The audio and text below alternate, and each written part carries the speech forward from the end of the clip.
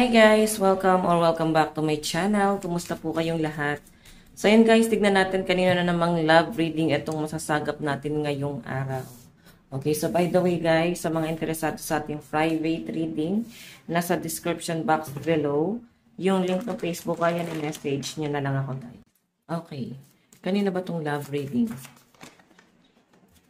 So guys, meron tayong the moon. So mataas yung chance, no, na itong taong to parang may tinatago sa'yo.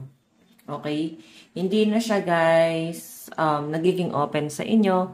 Nararamdaman mo na parang ba't nanlalamig siya ngayon. Okay?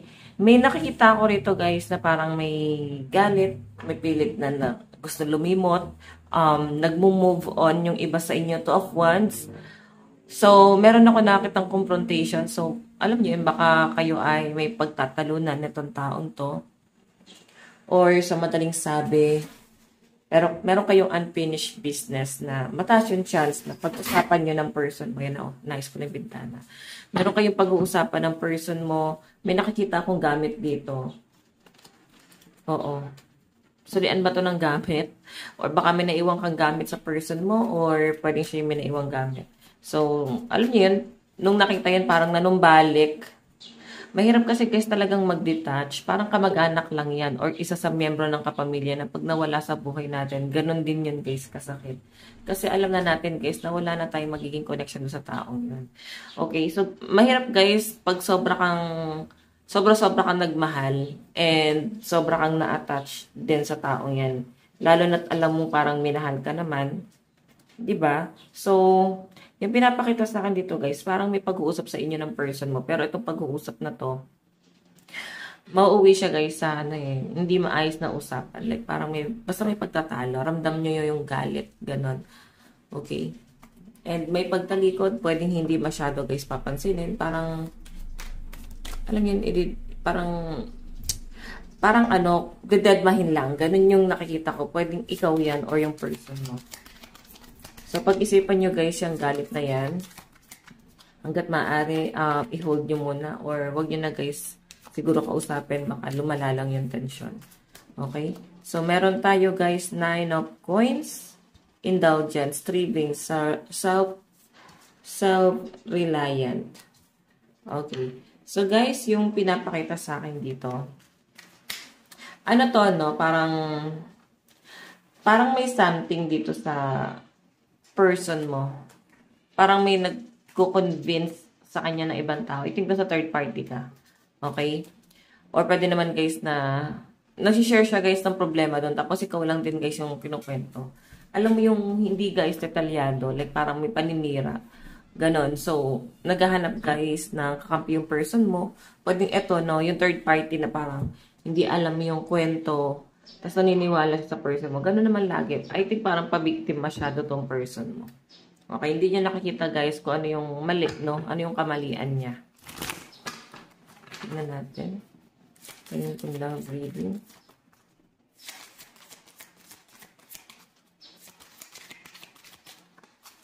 Okay. So guys, meron tayong King of Wands, natural leader, innovative and visionary. So, parang may nagpipigil sa'yo. Ganun eh.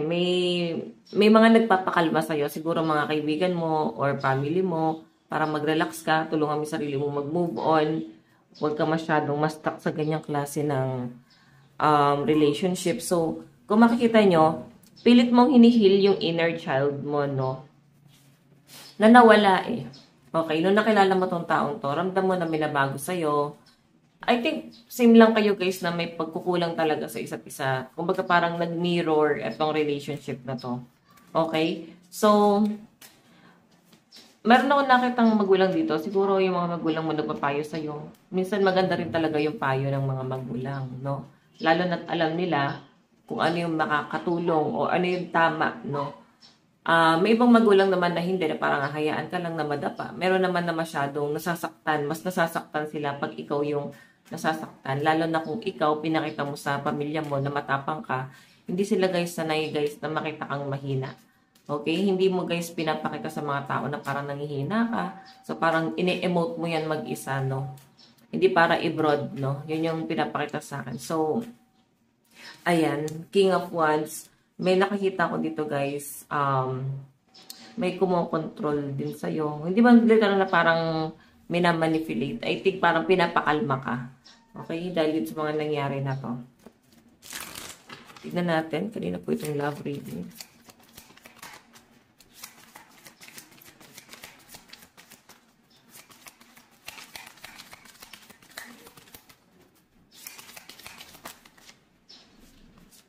Meron tayong Nine of Wands, drain, resilient, pushing through.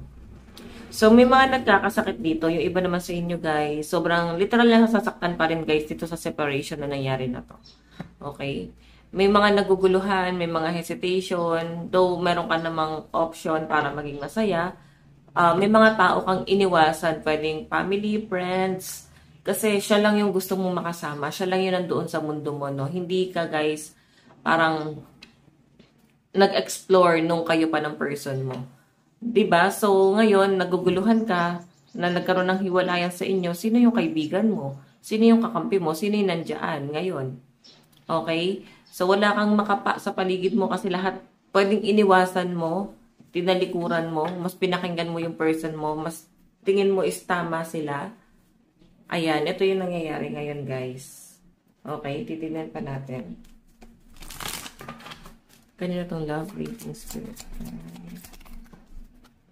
Okay. So, meron tayong Page of Swords and King of Cups. Tignan mo, I think nahuli mo to si person mo sa trabaho. Nahuli mo siyang may kausap or pwedeng nandoon yung third party, no? Then, ikaw parang nag-try ka rin mag-apply ng trabaho sa malinaw na pinapakita sa akin dito. Or mas tinulungan mo yung sarili mo na mas i-build yung sarili mo, no? And I think may good news naman na nangyayari pagdating sa career mo.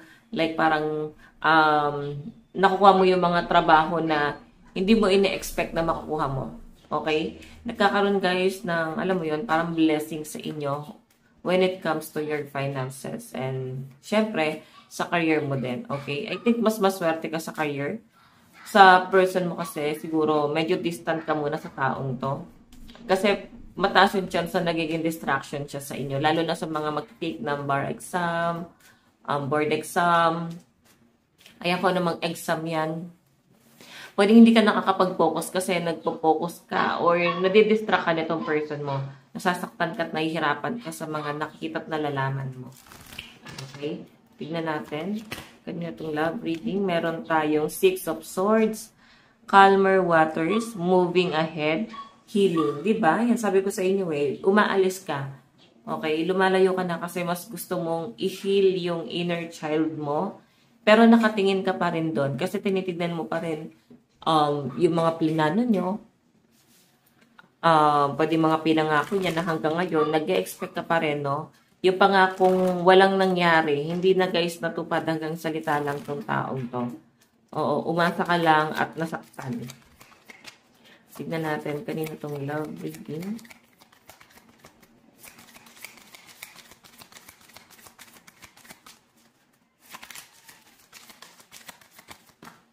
Meron tayong 8 of Wands. Naku, magme-message sa'yo itong person mo.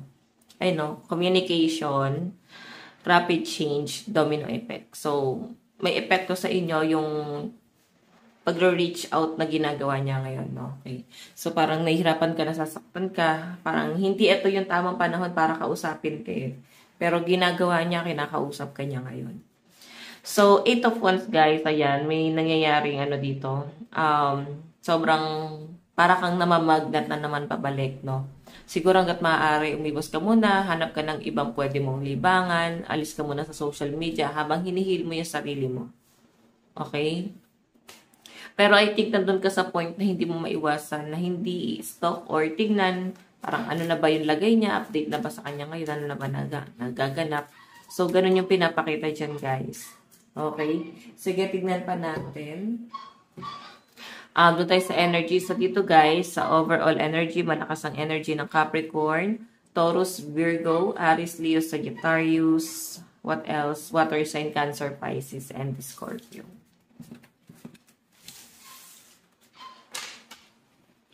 Okay. So, ano ba yung nararamdaman ni person mo sa'yo? nararamdaman niya, guys, meron tayong the Chariot. Balisa, no? Yan ang nakikita ko sa kanya, nababalisa siya. Kasi tinitignan niya pa rin, guys, ano yung mga pwedeng ma-benefits niya sa inyo. Nakikita ka pa rin niya na someone na, basta nangihinayang siya sa inyo. Okay, nangihinayang siya na i-let go ka na lang ng ganun-ganun lang. Okay, so nararamdaman niya nagmo-move on ka, ina-isolate mo yung sarili mo. Pero dito kasi, guys, medyo nababalisa siya, hindi niya alam kung bakit nag-overthink siya sa inyo ngayon ng ganito, no? Tignan natin, ano naman yung tingin niya sa inyo ngayon. So, meron tayong King of Cups. Nakikita niya na parang okay ka, nag-explore ka, masaya yung buhay mo, may peace of mind ka, mas payapa, wala ka ng galit, parang ganon. Or inisip niya may galit ka pa ba sa kanya, or galit ka, or hindi na. Parang ganyan. Okay? Puro travel ka siguro. Or ano ba pinapost mo sa social media mo ngayon? I think, puro masasaya, no? At nakikita yan ng person mo. So, water sign energy sa side ni person. Cancer, Pisces, Scorpio. Tignan pa natin ano naman yung ano naman ang magiging plano ni person dito sa relasyon na to. Meron tayong relocation. Okay. Merong relocation. Parang siguro sumama ka sa person mo nang hindi mo alam, no? Clueless ka sa mga nangyayari. Basta ang pinangahawakan mo is hindi kanya or kayo pababayaan. No? Kung ano man tong pamilyang binuo nyo, sobra ka, guys, nag-assume, umasa sa mga pangako niya. And sumama ka sa taong to ng parang bahala na kung ano yung mangyayari. Okay? I think tinalikuran mo yung mga pangarap mo at sumama ka sa taong to. Swords, no? Aquarius energy sa side ni person. Tignan natin ano naman ang sorry, guys.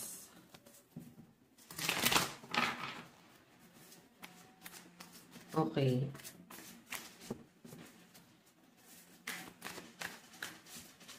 So, ano yung plano mo doon sa person mo? Makikita nyo, guys. Diba, may communication talaga. I think medyo magiging distraction din sa inyo itong gagawin niya. No?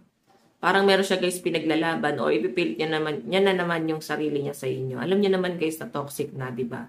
So, nasa inyo yan. Kung ready ka bang i-let go itong taong to. Okay? Pero malinaw na malinaw, guys, ang pinapakita dyan. Hindi magiging maganda yung pag-uusap dito kasi may pagtatalunan kayo. Once. And siguro meron ka gustong malaman sa kanya, pinapaamin mo siya, pero puro kasi nungalingan. Tapos parang medyo nawiwirdohan ka kasi at parang hindi niya naintindihan yung mga sinasabi mo. At parang iba yung pag-uugali niya. Ganun eh. Okay? Sige, tignan natin, guys. Ano yung outcome? Meron tayong ganun pa rin. Diba? Hindi ka titigilan itong taong to. Hindi ka titigilan. Kasabi ko sa inyo, guys, nababalisa siya ngayon. Oo. Tignan natin.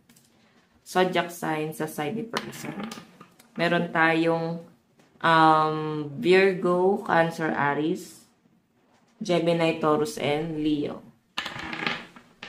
Meron tayong Libra, Pisces, Aquarius, Gemini, Taurus, and Capricorn. Meron tayong Leo, Aries, Taurus, Capricorn, Pisces, and Gemini energy, Sagittarius. Okay, sige, tignan pa natin, guys, sa side mo naman, ano nararamdaman mo sa person mo. O, diba? Two of Pentacles. Wala kang future, no? Iniisip mo wala kang nagiging future sa tao to. Naisip mo na parang okay naman sana eh. Yun nga lang. Nauwi pa, guys, sa cheating. Parang pinamukha niya sa inyo na wala kang silbi sa buhay niya. Yun yung pinapakita sa akin dito. Kasi pera yung naging dahilan, no, kung bakit kanya nilet go or pinapaliwala. Baka mukhang pera tong person. Yun ang tingin mo sa kanya. Nung naghihirap ka, nahihirapan kayong dalawa, siya pa yung unang taong umalis sa buhay mo, di ba? Tignan natin sa Capricorn energy sa side mo. Okay, Capricorn, Taurus, Virgo. Ano yung tingin mo sa person mo? Meron tayong, di basta ko, iniwan ka sa ere. Hinayaan ka, guys, na malugmok. Hinayaan ka niyang na-stop. Parang grabe yung ginawa sa inyo. Hindi, guys, makatao kung iisipin mo. So, air sign energy sa side mo, Aquarius, Gemini, Libra. Ano yung plano mo dito sa relationship na to? Meron tayong Queen of Swords. Magiging matalino ka na dito. Oo, magiging matalino ka na dito. And, alam mo yon yung feeling na hindi mo na masyadong i-consider yung mga magagandang ginawa niya eh. Mas nakikita mo na ngayon yung naging kasamaan sa inyo na tong taong to. So, tignan pa natin guys, ano naman ang